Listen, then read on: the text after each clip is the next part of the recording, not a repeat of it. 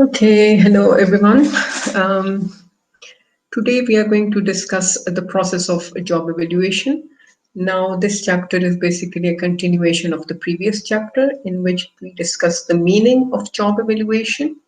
Then we differentiated job evaluation from performance evaluation.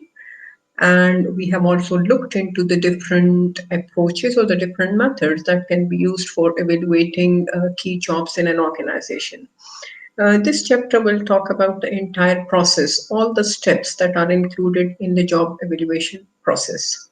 So I'm going to take you through these slides and for your convenience so that once you display the slide in front of you, you will be able to understand each and everything. The first slide, as usual, it is talking about the learning objectives. So we are going to understand the process of evaluation, and we are going to understand the pay policy lines with reference to the market lines. Now, mind you, this is an important point. You have to keep in mind that pay policy lines have to be understood with reference to the market lines. And the last thing which will be clear after we are done with the chapter is to understand the meaning and differentiate between the red circle rates and the green circle rates. Starting from the job evaluation process, the process comprises of the following steps.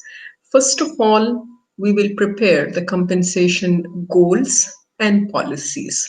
Now, whenever we are preparing the compensation goals and policies, we have to keep in mind that all the goals that will be prepared for a compensation management or all the policies that pertains to compensation management, they have to be aligned with the bigger organizational goals, which is the vision and mission statement of the organization.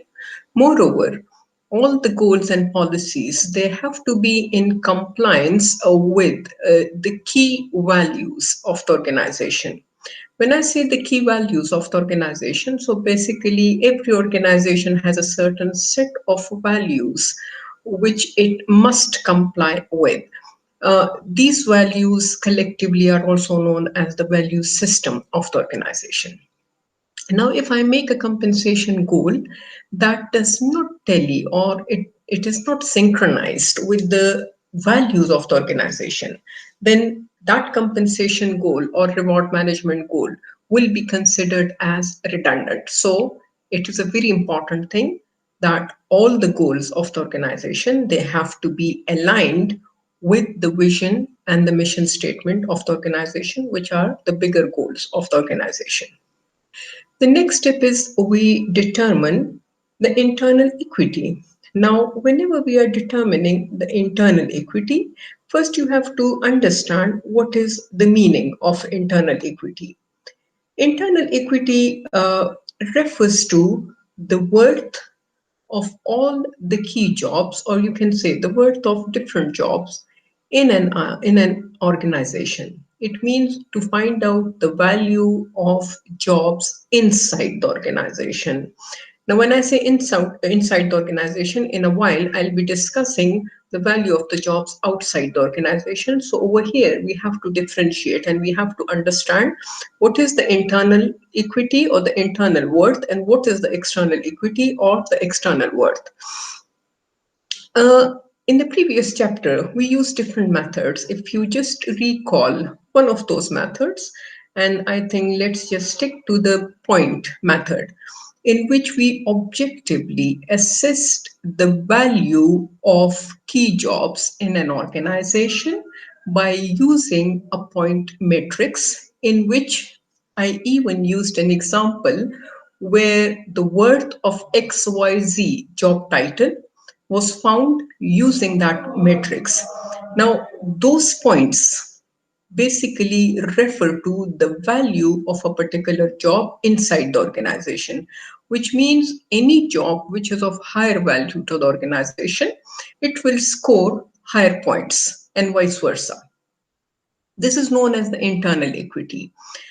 Again, I'm emphasizing on this point that you have to keep in mind the internal equity is different from the external equity, because as we move on through the process of job evaluation, you will find out that later on the two things will be dealt separately. Okay, now I move on to the next step, and that is finding the external equity of jobs. What do we mean by the external equity? It means finding the worth or the value of a job not inside the organization but outside the organization. When I say outside the organization, so basically I find how much a particular job will be worth in the market. That is the external equity of jobs. Now, the external equity is again very important, because without taking the market into consideration, if we totally focus on the internal equity and if we ignore the external equity or the market rates which are being offered to a particular job, then I would say that the rates which we set for any job will be sort of unrealistic, and we don't want to be unrealistic in reward management. Okay, so how do we know what rates exist in the market? Now, of course, this cannot be done through guesswork.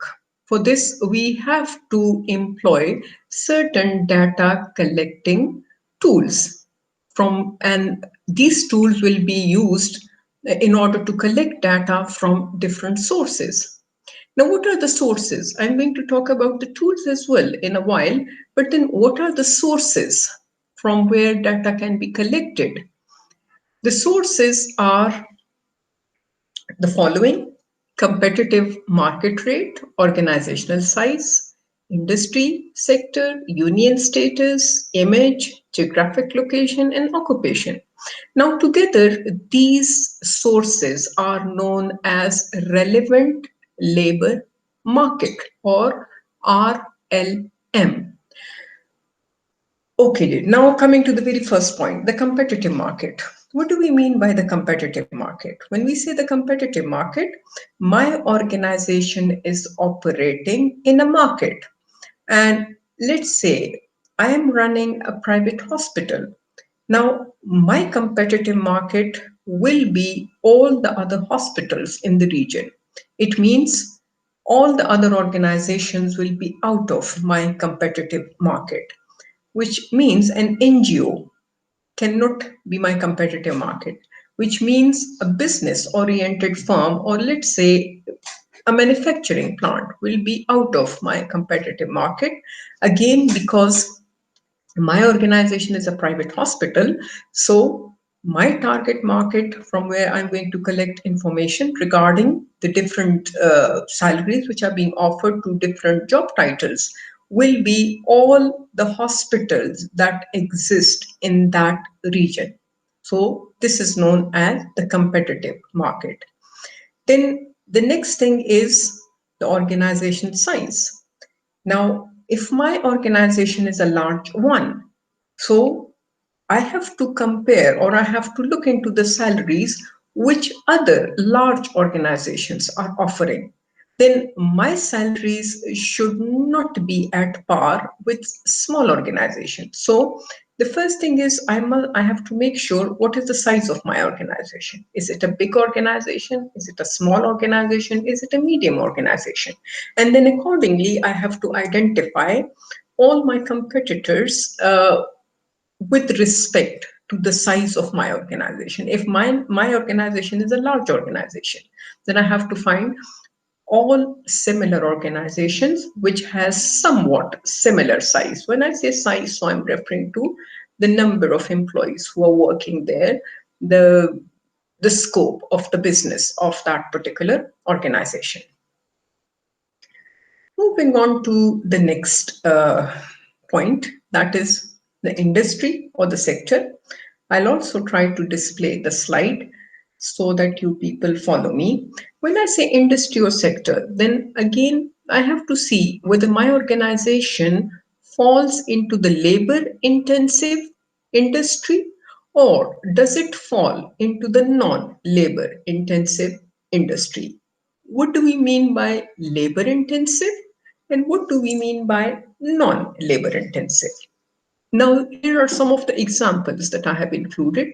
When I say labor intensive, so it means my organization is highly service oriented. For example, restaurants, hotels, agriculture, mining, etc. Now, in these organizations, a very high intensity of labor is being used.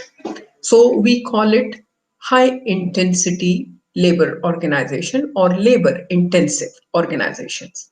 In a non labor intensive organization, which includes, for example, oil production and refinery, transportation, railways, airlines, autos, telecommunication,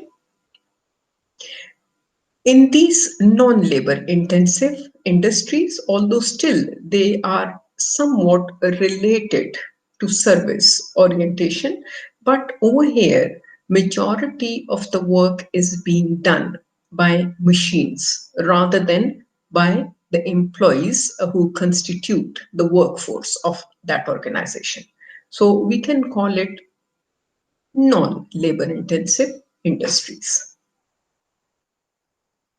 If my organization is a labor intensive organization, so then I have to identify all the labor intensive organizations in my labor market and I have to take my wage rates from that sector. If my organization is a non labor intensive organization, then I have to take the wages or I have to find out the wages which are being paid to different employees or different job titles in non labor intensive organizations. Moving on to the next point, which is the union status. Now, what do we mean by union status? As you know, some of the organizations are unionized, whereas other organizations are non unionized. The wage will be different in unionized organizations as compared to the unionized organizations.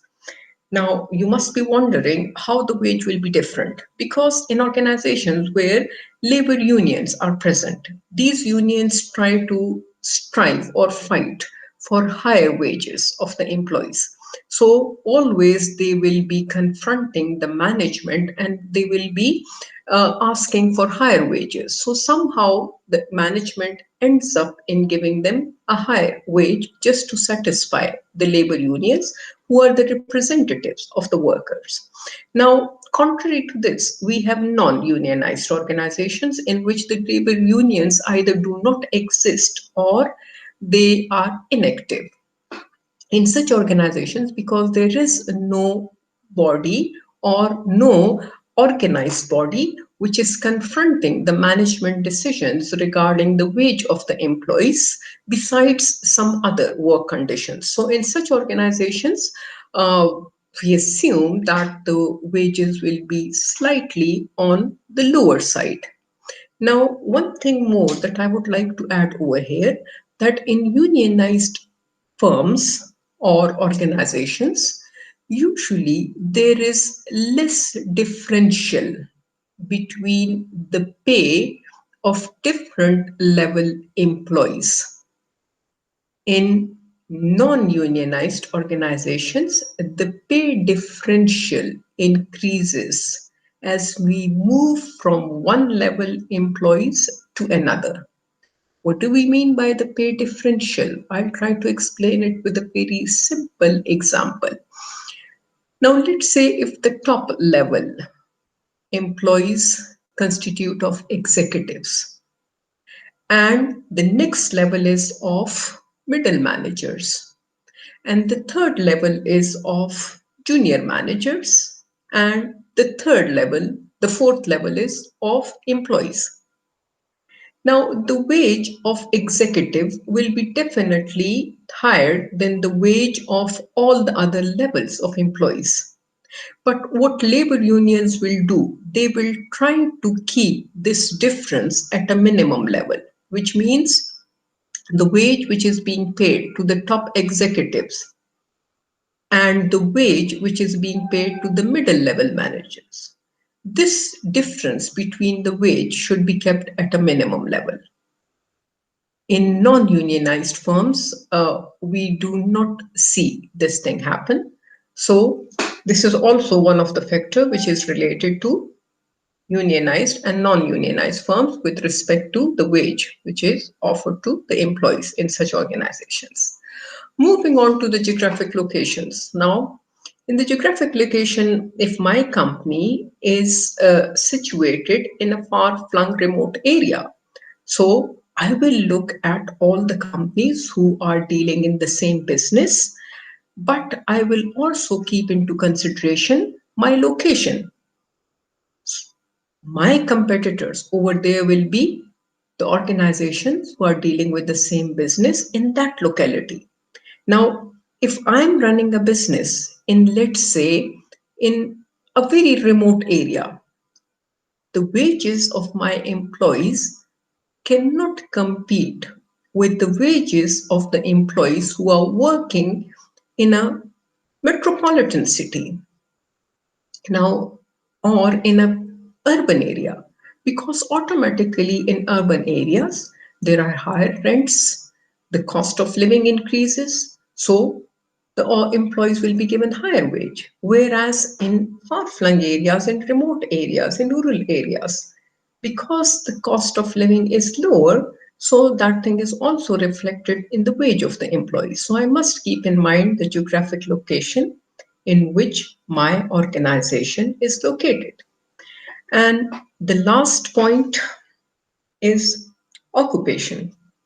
When I say occupation, I would simply summarize the point by saying that we compare apples with apples and oranges with oranges. We never compare apples with oranges. It means if your organization is working in health sector, then you should be looking at the wage of the employees who are employed in other hospitals.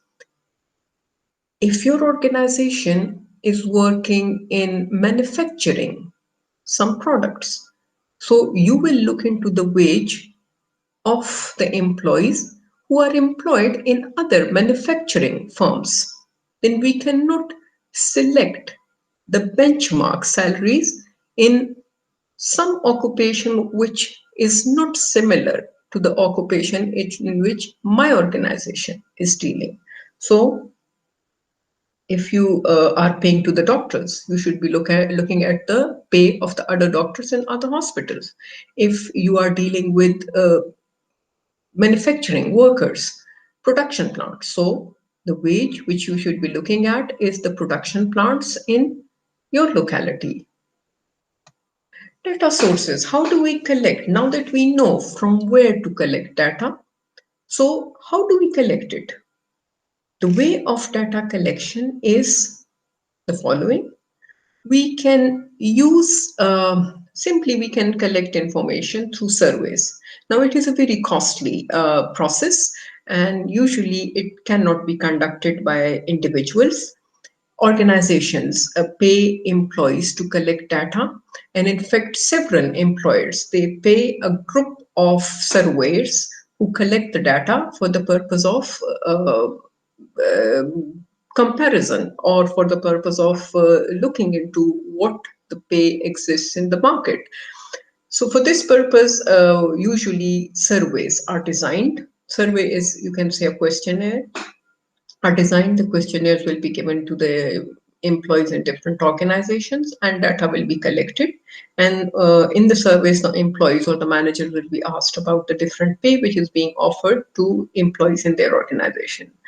Usually, surveys are conducted by the government because it requires huge amount of finances. Sometimes even there are specialized private firms who collect data for other firms in the organization, and because they're specialized in this task, they will be paid some sort of fee or some sort of money by different organizations, and these private organizations will collect data for other organizations. Then, of course, you can always get information from the internet. But keep this thing in mind that whenever you are looking into internet, we have to make sure that the source from where we are collecting data is an authentic one or not, because anybody can upload anything on the internet. So this is one of the problem in the internet sources.